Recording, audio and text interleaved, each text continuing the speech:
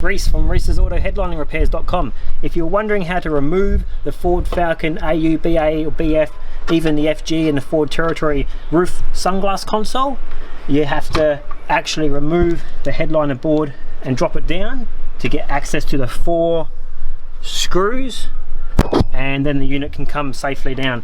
If you try to remove the sunglasses console without dropping down the headliner and you're just trying to ply it off, it's going to break.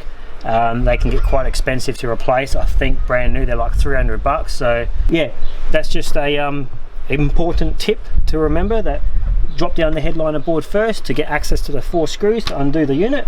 When reinstalling the sunglasses holder back in, add some CRC to the screws and their thread in the chambers, and that will help the screw just glide in much easier.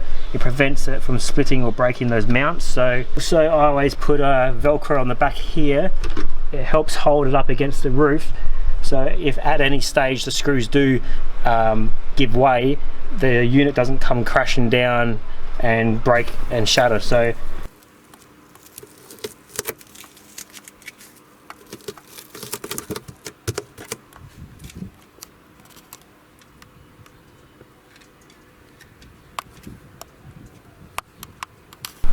and guys, if you took the time to add some Velcro, just remember to gently push it up once it's installed to let the Velcro grip to the roof.